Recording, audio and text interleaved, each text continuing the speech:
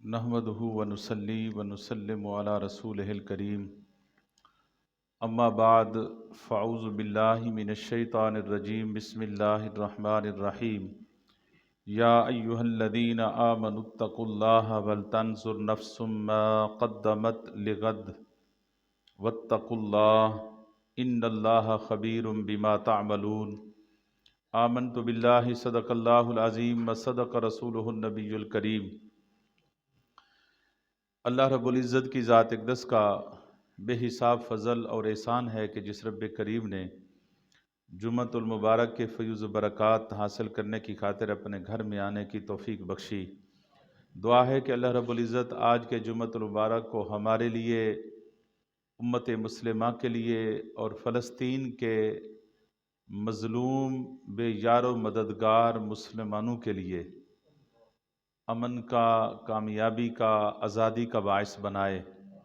سامعین محترم، جیسا کہ آپ جانتے ہیں کہ ماہ شعبان المعظم آخری عشرے میں داخل ہو چکا ہے اور چند دن بعد انشاءاللہ ایک بار پھر اللہ کا مہمان ہمارے اوپر رحمتوں اور برکتوں کے سائے لے کر اس کی آمد ہے۔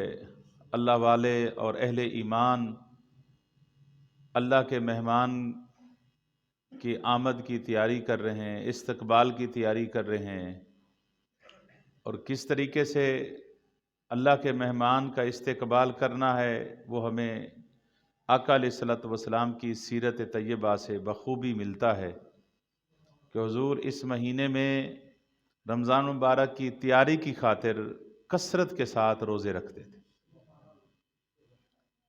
کیونکہ آپ جانتے ہیں کہ جب فصل بیجنی ہو، ڈھیری اٹھانی ہو، فصل لینی ہو تو پہلے زمین کی تیاری کرنی پڑتی ہے۔ جو صحیح طریقے سے زمین کی تیاری کر لیتا ہے تو اسے فصل بھی ویسے ملتی ہے۔ تو یہ دل کی، زمین کی تیاری کا مہینہ ہے ماہ شعبان المعظم۔ صحابہ فرماتے ہیں کہ آقا علیہ الصلوۃ والسلام رمضان المبارک کے بعد سب سے زیادہ روزے شعبان المعظم میں رکھتے تھے۔ سب سے زیادہ روزے حضور رمضان المبارک کے بعد اسی مہینے میں رکھتے تھے، اور صحیح معنی رمضان مبارک کی برکتوں اور رمضان مبارک کی روحانی لذتوں سے لطف اندوز بھی وہی ہو سکتا ہے جو اس مہینے میں صحیح معنی تیاری کر لیتا ہے۔ اور تیاری کیا کرنی ہے؟ روزے رکھ کر، جس طرح آقا علیہ الصلوۃ والسلام نے روزے رکھے اور تیاری فرمائی۔ تو انشاءاللہ ہم آج کے جمعہ سے ہم رمضان مبارک کی تیاری کے لیے اپنی زمین کو تیار کرنا ہے۔ اپنی دل کی زمین کو کیسے تیار کرنا ہے؟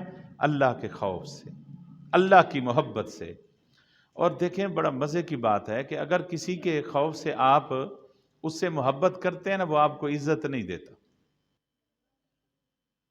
اسے پتہ چل جائے کہ یہ مجھ سے ڈرتا ہے، اس پر میرا خوف ہے، اس لیے عزت کرتا ہے، وہ منہ پہ بھی کبھی کہہ دے گا تو کلے سے محبت کرتا ہے، تو ڈر سے محبت کرتا ہے۔ قربان جائیں اس کی محبت پر، یار قربان جائے اس کی رحمت پر۔ کوئی خوف کے مارے اس سے محبت کرے، فرمائے بندے تو مجھ سے ڈر گیا ہے نا، عزت بھی دوں گا اور محبت بھی عطا فرماؤں، صلہ بھی دوں۔ اگر کسی سے آپ لالچ کی خاطر محبت کرتے ہیں، کوئی لالچ ہے کسی کے ساتھ، آپ کو کسی قسم کی لالچ ہے، دنیا کی لالچ ہے، کوئی مال کی لالچ ہے، کوئی کھانے کی لالچ ہے، پیسے کی لالچ ہے، کسی لالچ سے آپ محبت کریں گے تو اس کو پتا ہو کہ یہ لالچی ہے، یہ مجھ سے لالچ کی وجہ سے محبت کرتا ہے، تو وہ آپ کو عزت نہیں دے گا، رسپیکٹ نہیں دے گا۔ قربان جائیں اللہ کی رحمت پر، اللہ کی عزت کی قسم۔ اللہ فرماتا ہے تم مجھ سے خوف سے محبت کرو تب بھی تمہاری محبت کو قبول فرماؤں گا۔ اگر جنت کے لالچ میں، دنیا کی نعمتوں کی لالچ میں محبت کرو گے، وہ محبت بھی قبول فرماؤں گا۔ اللہ کی رحمت برس رہی ہے اس مہینے میں، اللہ کی رحمت برس رہی ہے، اور آنے والے مہینے کی جو ہے نا وہ تیاری ہو رہی ہے۔ اہل ایمان کی دل کی جو زمین ہے وہ تیار ہو رہی ہے۔ انشاءاللہ اللہ پاک ہمیں آنے والے مقدس مہینے کے زندگی عطا فرمائے، اور آنے والے مہینے کی صحیح معنی ہمیں تیاری کرنے کی توفیق عطا فرمائے۔ اس ضمن میں جو آیت کریمہ میں نے آپ کے سامنے سورہ حشر کی آیت نمبر 18 تلاوت کی ہے، اس میں بھی اللہ رب العزت نے اسی مضمون کو بیان فرمایا کہ یا ایھا الذین آمنوا، اے ایمان والو، اتقوا اللہ، ایمان والو اللہ سے ڈر جاؤ، مجھ سے ڈر جاؤ، میرے ساتھ محبت کرو۔ وہ ڈرا دھمکا کے کہتا ہے میرے ساتھ محبت کر کے تو دیکھو نا، میری محبت کے بغیر تمہیں کوئی کامیابی نہیں ملے گی۔ اگر تم چاہتے ہو تمہارا آنا والا جو کل ہے، یعنی کل سے مراد یہاں ایک اہم بات ہے کہ اللہ رب العزت نے قیامت کا دن، اور قیامت کا دن کب آئے گا اللہ اس کا رسول بہتر جانتے، لیکن اس دن کو جو ہزاروں سال گزر گئے ابھی قائم نہیں ہوئی قیامت، ابھی کوئی پتہ نہیں کہ ہزاروں سال گزریں گے، سینکڑوں سال گزریں گے، کتنے دن بعد، کتنے سال بعد قیامت آئے گی، پتہ ہی نہیں ہے۔ لیکن اس قیامت کے دن کو اللہ نے قرآن میں کل سے تشبیہ دیا ہے۔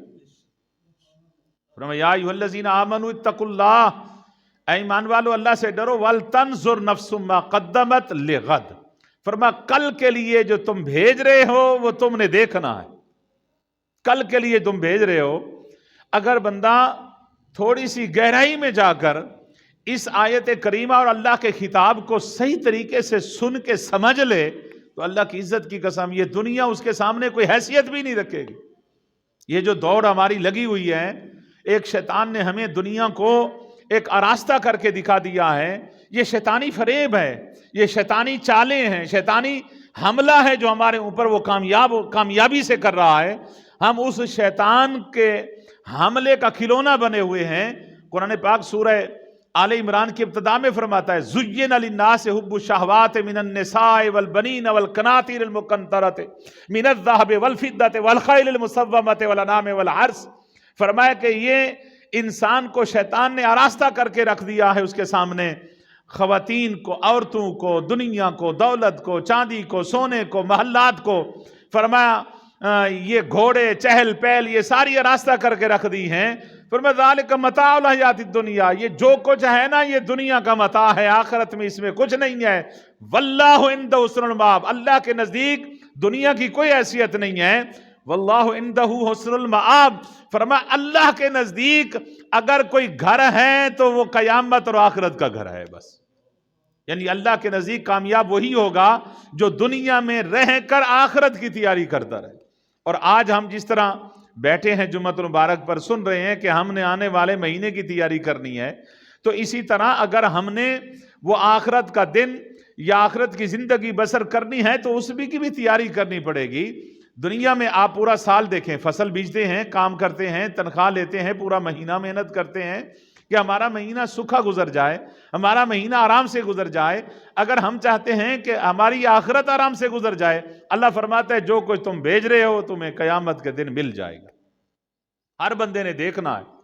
آج اگر ہم جو کچھ بوئیں گے نا، آقا علیہ الصلوۃ والسلام فرماتے ہیں یہ جو دنیا ہے یہ آخرت کی کھیتی ہے، جو کچھ آپ نے بیج لیا فرمایا قیامت کے دن وہ تم نے اٹھانا ہے، وہ کاٹنا ہے تم نے۔ جو کچھ بیجو گے، جو کرو گے، جو عمل کرو گے وہ تمہیں اس کا حصہ اور اس کا صلہ تمہیں قیامت کے دن ضرور ملے گا۔ اب ہم جو کچھ کر رہے ہیں ہم بہتر جانتے ہیں، دنیا ہے، زندگی ابھی ہے، اس زندگی کو اگر سنوار لیں گے تو قیامت کا دن بھی اچھا گزرے گا، آخرت بھی اچھی گزرے گی۔ اگر اس دنیا کو غفلت سے گزار دیں گے تو اللہ فرما رہا ہے کہ پھر جو کچھ بھیجو گے وہ تمہیں کاٹنا پڑے گا۔ اچھا بیجو گے، اچھا کاٹو گے، تیاری صحیح کرو گے، بیج صحیح ہوگا، موسم صحیح ہوگا، وتر تمہارا صحیح ہوگا زمین کا، فرمایا اچھی ڈھیری اٹھاؤ گے، اچھی انکم کی امید رکھو گے، اچھا کچھ ملے گا۔ اگر تم غفلت سے تیاری نہ کی، بیج کو نہ دیکھا، موسم کو نہ دیکھا ہے، ایسے غفلت میں زندگی تم نے گزار دی، فرمایا جو کچھ تم نے کیا پھر اس کا جزا سزا بھی تمہیں ملے گی۔ اللہ سے دعا ہے کہ اللہ کریم صحیح معنی ہمیں دنیا میں آخرت کی تیاری کرنے کی توفیق عطا فرمائے۔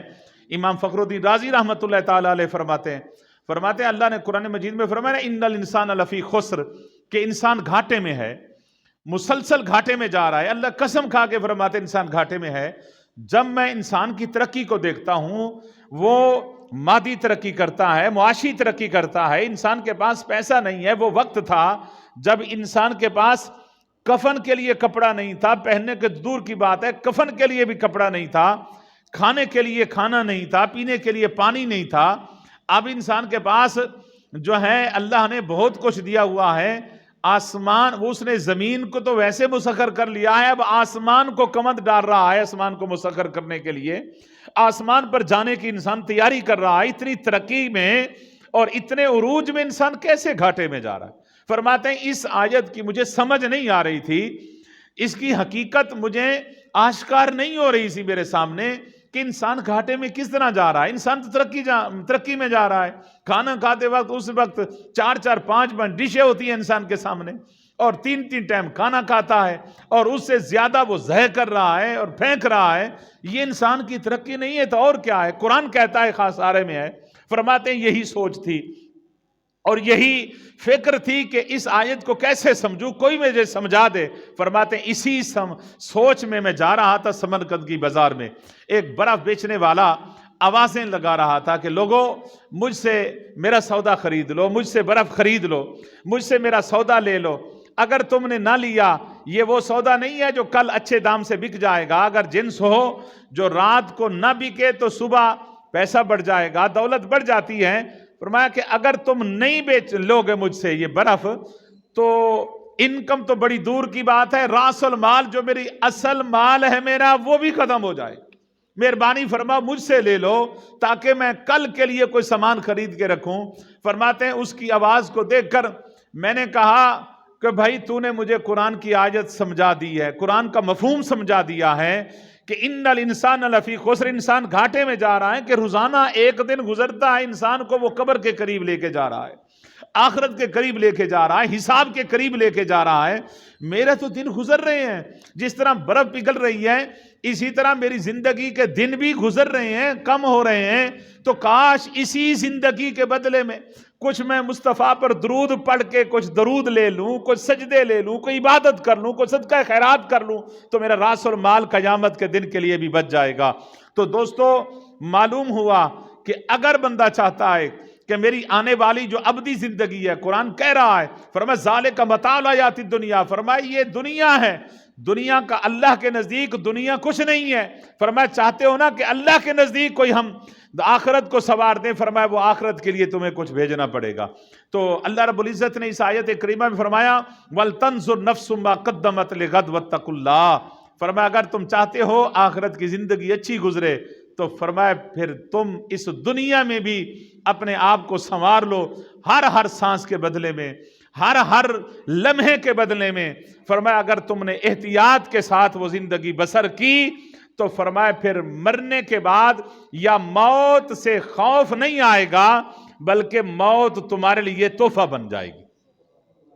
موت تحفہ تب بنتی ہے جب بندہ زندگی میں ہر سانس احتیاط کے ساتھ گزارے، ہر لمحہ احتیاط کے ساتھ گزارے.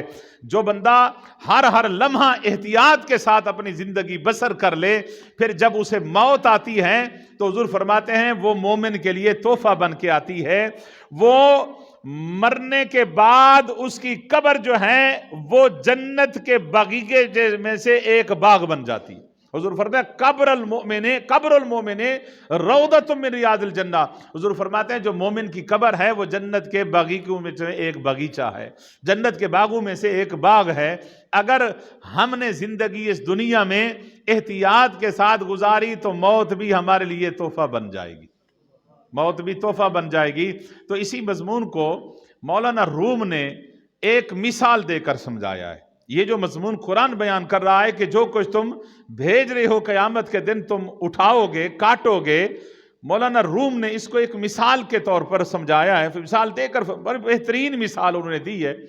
آپ فرماتے ہیں کہ ایک جزیرہ تھا، اس جزیرے کا ایک سیاسی قانون تھا، ان کا ایک نظام تھا کہ سال کے پہلے دن وہ اپنے جزیرے میں جاتے، پہلا بندہ جو اس جزیرے میں انہیں ملتا اس کو اپنا بادشاہ بنا لیتے تھے.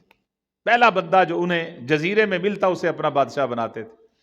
تو سارا سال وہ بادشاہی کرتا اور جب سال کا آخری دن آتا تو اسی بادشاہ کو رسیوں سے زنجیروں سے باندھ کر پکڑ کر دوسری طرف ایک گھنا جنگل تھا اس جزیرے کے دوسری طرف، پھر جا کے وہ درندوں کے سامنے اسے پھینک دیتے تھے، درندے اسے چیر پھاڑ کے کھا جاتے تھے۔ یہ ان کا ایک سیاسی نظام اور اصول بنایا ہوا تھا۔ تو جو بھی پہلے دن ملتا، سال کے پہلے دن اسے بادشاہ بناتے، آخری دن اسے جکڑ کے جا کے وہ جنگل میں پھینک دیتے تھے۔ تو جو بھی بادشاہ بنتا، بادشاہی کے تخت پر بیٹھ کر وہ بھول جاتا تھا کہ سال کے آخری دن میرے ساتھ کیا ہونے والا ہے۔ وہ اقتدار کے نشے میں، وہ بادشاہی کے نشے میں، وہ تخت پر بیٹھ کر بھول جاتا تھا کہ میرے 1 سال ہے میرے پاس، 1 سال کے بعد میرے ساتھ کیا ہوگا۔ وہ اس مستی میں سال گزار دیتا، وہ نفسانی خواہشات کو پورا کرتے کرتے، اقتدار کے مزے لوٹتے لوٹتے وہ سال گزر جاتا۔ آخر کار وہ دن آتا کہ وہ اسے زنجیروں سے، رسیوں سے باندھ کر وہ درندوں کے حوالے کر دیتے۔ امام مولانا روم فرماتے ہیں کہ ایک دن وہ صبح کو گئے، پہلا دن تھا سال کا، گئے تو ایک حکمت اور دانائی سے بھرا ایک تاجر انہیں ملا۔ پہلا شخص جو ملا وہ ایک تاجر اور وہ بڑا حکمت والا تھا، بڑا دانا بندہ تھا، وہ ملا۔ انہوں نے اسے پکڑ لیا، بھئی ہمارے اصول کے مطابق تو ہمارا بادشاہ ہے، تو لہٰذا چل تجھے تخت دیتے ہیں اور تخت پہ بٹھاتے ہیں اور بادشاہی کر۔ اس نے کہا یار میں تاجر ہوں، میں اس کا تجربہ نہیں رکھتا، مجھے خرید و فروخت کا پتہ تو ہے، تو مجھے ملک چلانے کا پتہ تو نہیں ہے، تو لہٰذا میں یہ کام نہیں کر سکتا، مہربانی فرمایا کسی اور کو بادشاہ بنا لے۔ انہوں نے کہا جی ہمارا اصول ہے، اگر باندھ کر بھی تمہیں بادشاہ بنانا پڑا تو بنائیں گے۔ جیسے آج کل جو ہے نا وہ بادشاہ بننے کے لیے نا اب کوئی سامنے نہیں آتا، بھئی وہ بن جائے وہ بن جائے۔ انہوں نے کہا نہیں، ہمارا آئین ہے، ہمارا قانون ہے، ہمارا ایک سیاسی نظام ہے، ہم اس کو توڑ نہیں، ہم خلاف ورزی نہیں کر سکتے، اگر ویسے بن جائے گا تو بن جائے، ورنہ تجھے باندھ کر ہمیں بادشاہ بنانا پڑے گا۔ اس نے دیکھا بھی یہ مجھے نہیں چھوڑتے، اس نے کمپرومائز کیا، ان سے عہد لیا۔ اس نے کہا جی پہلے میرے ساتھ عہد کرو کہ کیا میری تم اطاعت کرو گے، میرا حکم مانے گے، ہر حکم مانو گے۔ انہوں نے کہا اس سیاسی جو قانون اور آئین ہمارا بنا ہوا ہے اس کو تو تبدیل نہیں کر سکے گا، باقی ہر تیرا حکم مانا جائے گا۔ اس نے کہا ٹھیک ہے، عہد لے کر وہ بادشاہ بن گیا۔ جب تخت نشین ہوا تو اس نے ساری افواج کو اکٹھا کیا، فرمایا سارے اداروں کے سربراہ میرے سامنے پیش ہو جائے۔ سب اداروں کے سربراہ اس کے سامنے پیش ہو گئے۔ اس نے محکمہ جنگلات والوں کو حکم دیا کہ جو جزیرے کے باہر گھنا جنگل ہے فوراً 1 مہینے کا ٹائم دیتا ہوں، اسے کاٹ کے ختم کر دو، جتنا بڑا جنگل ہے انہیں کاٹ دو، درندے جو ہیں وہ سب کو ختم کر دو۔ 1 مہینے کا اس نے ٹائم دیا، کچھ عرصہ دے دیا انہیں۔ تو جب انہوں نے رپورٹ دی جو جنگل ختم ہو گیا ہے، اس نے پھر محکمہ بلدیات والوں کو بلا لیا کہ جاؤ انہیں وہاں جا کے نہ سڑکیں بناؤ اور بلڈنگیں بناؤ اور پارک بناؤ اور پھلواریاں لگاؤ اور سب شاداب علاقہ کر۔ یعنی اس نے ہر محکمے والوں کو بلایا اور اس نے پورا سال یہی تیاری کی۔ ادھر وہ پورا سال تخت پہ بیٹھ کر اس نے اقتدار کے مزے نہیں لوٹے، بلکہ وہ آخری دن کو یاد کرتا رہا، میرا آخری دن بڑا خطرناک آئے گا، میرا آخری دن بڑا مصیبت والا ہوگا۔ تو اس نے پورا سال تیاری کی۔ تو جنگل اب وہ جنگل نہ رہا، جنگل ایک جنت نما وادی بن گئی۔ تو جب آخری سال آیا نا، مولانا روم فرماتے ہیں کہ اس کا سال کا آخری دن آیا تو وہ رسیاں لے کر، زنجیر لے کر آئے، کیونکہ آخری دن ہر ایک کو پتا تھا کہ ہم نے درندوں کے حوالے ہونا ہے، تو خوشی سے تو نہیں جاتے تھے نا، بلکہ وہ رسیوں سے پکڑ کر باندھ کر اسے لے کر گھسیٹ کر لے جاتے تھے۔ جب وہ رسیاں لے کر وہ آگے، اس کے انتظامیہ والے زنجیر لے کر آگے، جی چلیں ہم آپ کو باندھ کے لے جاتے ہیں۔ اس کے باندھنے کی ضرورت نہیں ہے، میں خود چل کے جاتا ہوں، میں نے 1 سال کوئی اقتدار کے مزے نہیں لوٹے، میں اس بادشاہی کے تخت پر بیٹھ کر اپنی اس 1 سال کی زندگی کو نہیں دیکھا تھا، میں نے وہ آخری دن کو دیکھا، اس لیے اب مجھے لے چلو۔ یہاں تو مجھے قید خانہ نظر آتا ہے، وہ میرے لیے تو گلزار جنت بن چکا ہے۔ تو مولانا روم فرماتے ہیں کہ اگر انسان اگر زندگی کا ہر سانس احتیاط سے گزارے، اگر موت کو یاد کرتا رہے مرتے ہوئے اسے موت تنگ نہیں کرے گی، خوف نہیں آئے گا، بلکہ موت اسے تحفہ بن کے اسے جنت میں لے جائے گی۔ اللہ فرماتا ہے یا ایھا الذین آمنوا اتقوا اللہ ولتنظر نفس ما قدمت لغد واتقوا اللہ، فرمایا کہ اگر تم نے جو کچھ بھیجا ہے تو وہ تم نے وہاں اٹھانا ہے، اگر ہم بھی یہاں کچھ کر کے جائیں گے تو موت ہمارے لیے خوف زدہ نہیں ہوگی، بلکہ موت ایک مسکراہٹ، بلکہ حدیث پاک میں آتا ہے، امام زرقانی رحمۃ اللہ تعالی علیہ فرماتے ہیں کہ حضور کی حدیث بیان کرتے ہیں کہ جب بچہ پیدا ہوتا ہے نا، بچہ پیدا ہوتے ہی روتا ہے، اور رونا اس کی زندگی کی علامت ہے۔ اگر بچہ نہ روئے نا، ڈاکٹر پریشان ہوتے ہیں، اس وقت تک اس کے گھر والے، اس کے ماں باپ خوشی نہیں مناتے جب تک بچہ روئے نا۔ تو جب بچہ روتا ہے تو لوگ مسکراتے ہیں، لوگ خوشیاں کرتے ہیں۔ تو روایت نقل کرتے ہیں، فرماتے ہیں کہ جب بچہ روتا ہے وہ کیوں روتا ہے، حضور کی حدیث بیان کرتے ہیں، حضور فرماتے ہیں کہ جب انسان پیدا ہوتا ہے نا، اس کے ساتھ ہمزاد ایک شیطان بھی پیدا ہوتا ہے، جو اس کی کوکھ میں انگلی مارتا ہے، جس کی شدت کی وجہ سے وہ چیخ مارتا ہے، تو اس لیے وہ روتا ہے۔ تو صحابہ نے عرض کیا حضور ہر انسان کے ساتھ ہمزاد پیدا ہوتا ہے؟ حضور نے فرمایا ہر انسان کے ساتھ ایک ہمزاد پیدا ہوتا ہے۔ عرض کیا کہ صحابہ نے دیکھیں نا، صحابہ کا ذرا ذہن دیکھیں، صحابہ فوراً سوال کر دیتے تھے، کہیں اس بات کو دیکھ کر لوگ اپنی طرح مصطفیٰ کو نہ سمجھ لیں۔ فوراً صحابی نے سوال کیا حضور آپ کے ساتھ بھی ہمزاد پیدا ہوا؟ حضور نے فرمایا ہاں میرے ساتھ بھی ہمزاد پیدا ہوا۔ حضور اس نے بھی آپ کو کوکھ میں انگلی ماری؟ حضور نے فرمایا اس نے کیا مارنی تھی؟ جب وہ پیدا ہوا نا، فلما رآنی، اس نے مجھے دیکھا، فاسلم، اس نے اسلام قبول کر لیا۔ اس کی نگاہ جب والضحیٰ کے مکھڑے پہ پڑی تو وہ مجھ پہ ایمان لے آیا، وہ مسلمان ہو گیا۔ تو شیخ سعدی رحمۃ اللہ تعالی علیہ فرماتے ہیں کہ جب بچہ پیدا ہوتا ہے تو بچہ روتا ہے، فرماتے ہیں ہم جب آئے تھے ہم روئے تھے، اور یہ جو زندہ تھے یہ ہنستے تھے، یہ خوشیاں مناتے تھے، ہم رو رہے ہیں اور یہ خوش ہو رہے ہیں۔ دیکھیں نا، بچہ رو رہا ہوتا ہے اور بار جو ہی بچے کے رونے کی آواز آتی ہے، والدین کو پتہ چلتا ہے تو والدین خوشیاں منانا شروع کر، شادمیانے بجنا شروع ہو جاتے ہیں جی، خوشیاں اور جشن منانا شروع کر دیتے ہیں۔ شیخ سعدی فرماتے ہیں کہ ہم نے ان سے بدلہ لینا، ہم آئے تھے یہ روئے تھے، ہم پیدا ہوئے تھے دنیا میں آئے تھے یہ روئے تھے، اب بدلہ اس طرح لیں گے، ہم زندگی اس طریقے سے گزاریں گے، زندگی کے ہر سانس کو احتیاط سے نکالیں گے۔ جب اس زندگی کو صحیح طریقے سے گزاریں گے، فرمایا پھر بدلہ اس وقت ہوگا جب ہم مریں گے اور ہم مسکرا رہے ہوں گے اور یہ رو رہے ہوں گے، ہم نے ان سے بدلہ لینا ہے۔ تو آج یہ ہو رہا ہے کہ ہم آئے بھی رو کے ہیں اور جائیں بھی رو کے۔ یاد رکھیں میری بات، بندہ مومن حدیث پاک میں آتا ہے، حضور فرماتے ہیں کہ بعض اوقات وہ مردے بھی ہوتے ہیں، میتیں بھی ہوتے ہیں، جب لوگ انہیں جلدی لے کر جاتے ہیں تو وہ مردہ کہتا ہے اٹھانے والوں کو، لے کر جانے والوں کو، جنازہ اٹھانے والوں کو، ارے مجھے جلدی لے کر کیوں جا رہے ہو؟ آگے تو مجھے جہنم نظر آ رہی، مجھے تو آگ نظر آ رہی ہے، لہٰذا تھوڑا سا ٹھہر کے جاؤ، کچھ تو مجھے دنیا میں سکون سے وقت گزارنے دو۔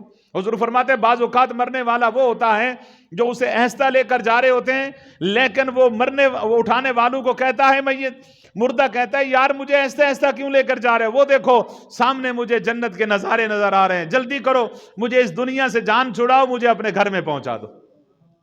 تو اس لیے عزیزان محترم، امام ابو نعیم نے اس حدیث کو درج فرمایا، فرماتے ہیں کہ روبی بن ہراش ایک تابعی رسول تھے، یعنی صحابہ کی زیارت کرنے والے تھے، دو بھائی تھے، حضرت ربیع بن ہراش اور روبی بن ہراش۔ جب روبی بن ہراش فوت ہوئے نا تو آپ کے بھائی ربیع بن ہراش نے غسال کو بلایا، غسل دینے والوں کو، کہ اس کو غسل دو میرے بھائی کو۔ جب غسل دینے لگے نا تو روایات میں آتا ہے کہ وہ مسکرانے لگ گئے۔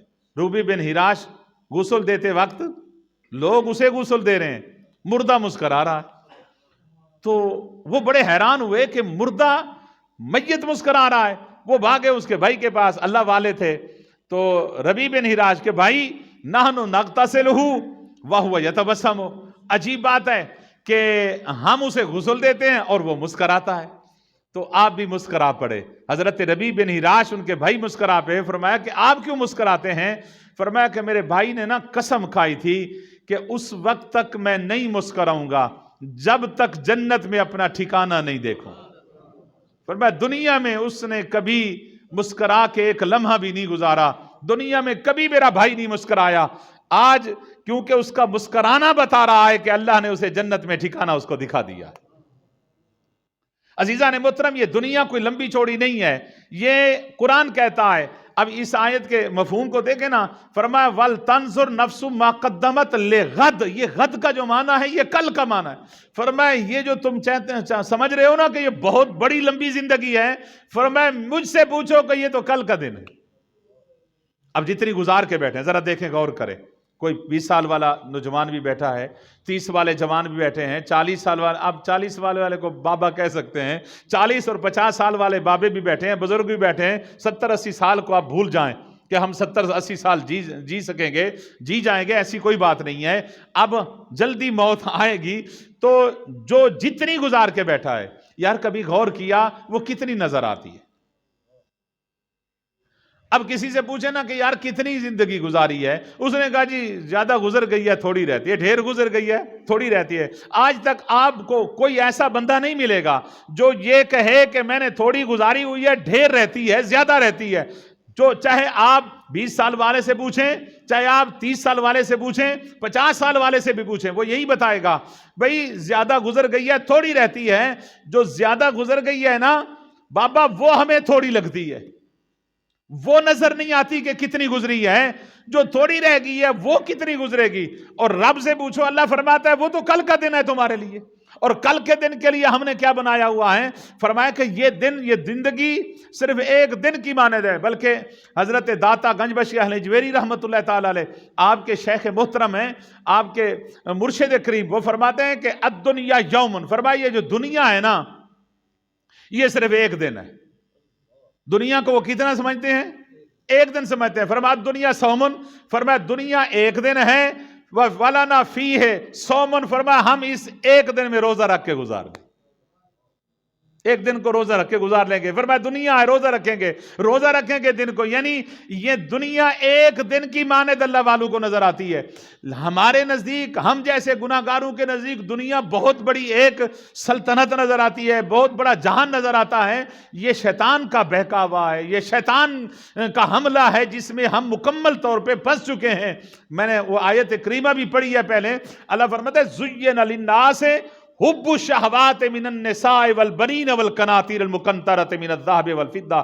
فرمایا انسانوں کو یہ شیطان نے ایک آراستہ کر کے دیا ہوا ہے کہ فرمایا کہ عورتیں اور یہ دنیا کی چہل پہل, یہ دولت, یہ نشے, یہ سونا اور چاندی, فرمایا یہ سب یہ ایک شیطان کا بہکاوا ہے جو ہمیں اس نے آراستہ کر کے دیا ہوا ہے. فرمایا ذالک متاع الحیات الدنیا, یہ دنیا کا تھوڑا سا سامان ہے جو تمہیں دیا جا رہا ہے. واللہ عندہ حسن المآب, پر اگر چاہتے ہو کہ اللہ کے نزدیک کوئی ٹھکانہ اچھا مل جائے, فرمایا وہ آخرت کا ٹھکانہ ہے جو دنیا میں ہر سانس کو احتیاط کے ساتھ نکالے گا. فرمایا ہم وعدہ کرتے ہیں فَلَهُمْ أَجْرٌ غَيْرُ مَمْنُونَ, وہ اجر دیں گے جو دنیا میں بھی رہے گا, قبر میں بھی رہے گا, اور اسے آخرت میں بھی اس کا حصہ ملے گا. اللہ تعالیٰ سے دعا ہے کہ اللہ کریم ہم سب کو اس آنے والے مہینے کی عزت کرنے کی, آنے والے مہینے کی تیاری کرنے کی توفیق عطا فرمائے. آج کیونکہ جس دور سے ہم گزر رہے ہیں نا, جو وقت ہمارے اوپر سے گزر رہا ہے, یقین کر لیں یہ وہ وقت ہے کہ ہم جس دور میں جا رہے ہیں واپس آنے کی امید ہی نہیں ہے. واپس امید تو بڑی دور کی بات ہے, واپسی کی ہم سوچ بھی نہیں رہے.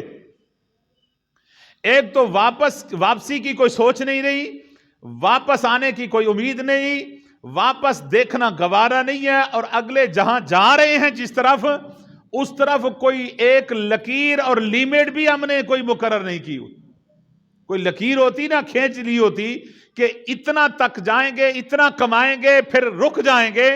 نہ آگے کوئی لیمٹ ہے, نہ آگے کی کوئی منزل ہے, نہ آگے کی جو ہم امید رکھ کے بیٹھے ہیں وہاں تک پہنچتے ہیں تو خواہشات اس سے کئی گنا بڑھ چکی ہوتی ہیں, اور ڈیمانڈیں اس سے کئی گنا بڑھ چکی ہوتی ہیں. وہ اندر کا جو نفس ہے نا, حضور فرماتے ہیں اس کو اگر سونے کی وادی بھی بھر کے دے دی جائے تو تب بھی اس کی خواہش پوری نہیں ہوگی. یہ نفس آپ کا سیراب نہیں ہوگا. فرمایا اس نفس کو اگر بھر سکتی ہے تو قبر کی مٹی بھر سکتی ہے. فرمایا دنیا کی کوئی نعمت تمہاری ڈیمانڈ کو ختم نہیں کر سکتی. اس کو جتنا خواہشات میں مبتلا کرتے جائیں گے یہ ڈیمانڈ بڑھاتا جائے گا, یہ خواہشات اپنی بڑھاتا جائے گا. کبھی غور کر کے دیکھیں کہ آج ایک مطالبہ کر دیں, ایک ڈیمانڈ کر دیں, کل کو وہ مل جاتی ہے, آپ اس ڈیمانڈ پہ صبر نہیں کر سکتے, اس سے بڑھ جائے گی. اس ڈیمانڈ کو پورا کریں, اس سے آگے بڑھ جائے گی. یہ جس ذات نے انسان کو بنایا ہے نا, وہ ذات بہتر جانتی ہے. وہ ذات بتا رہی ہے قرآن میں بار بار, فرمایا کہ یہ نفس کا بہکاوا ہے, یہ شیطان کا بہکاوا ہے جو تمہیں ایک دنیا کو خوبصورت بنا کے دے رہا ہے. فرمایا میرے نزدیک وہی ہے جو آخرت کا دن ہے, میرے نزدیک وہی ہے. ایک صحابی کے رسول بارے میں مجھے استاد صاحب فرما رہے تھے کہ ایک صحابی رسول تھے, وہ بڑے جلیل القدر کبار صحابہ کو جا کے پکڑ کے بازو سے کھینچتے تھے کہ حضور نے اس سے نفرت کی ہے دولت سے, تم دولت کما رہے ہو. الہاکم التکاثر, اللہ فرماتا ہے تمہیں مال کی کثرت اور ہوس نے اتنا برباد کر دیا کہ مال جمع کرتے کرتے حتیٰ زرتم المقابر, قبر میں آ گیا. کلا سوف تعلمون, فرما ہاں تو جان لے گا. ثم کلا سوف تعلمون, ہاں تو جان لے گا. کلا لو تعلمون علم الیقین, ہاں تجھے یقین آ جائے گا. فرمایا لترون الجحیم, جب آنکھوں کے سامنے جہنم کو بھڑکتا ہوا دیکھے. رب کے کلام کا لہجہ استعمال فرمائے, رب کے انداز گفتگو ذرا فرمائے. کلا سوف تعلمون ثم کلا لو تعلمون علم الیقین, یعنی 3 بار میرے رب نے ہمیں برانگیختہ فرمایا. فرمایا خبردار انسان, یہاں سدھر جا, یہاں سمجھ جا. اس وقت جب جہنم سامنے بھڑکتی ہوئی نظر آئے اور اس وقت تو تم مانے گا, تجھے یقین بھی آ جائے گا, لیکن اس یقین کا کوئی فائدہ نہیں ہوگا. جب جل گیا کھیت برسا بھی تو کس کام کا, وقت پر کافی ہے ایک قطرہ بھی آب خوش اندام کا. جب جل گیا کھیت برسا تو کس کام کا.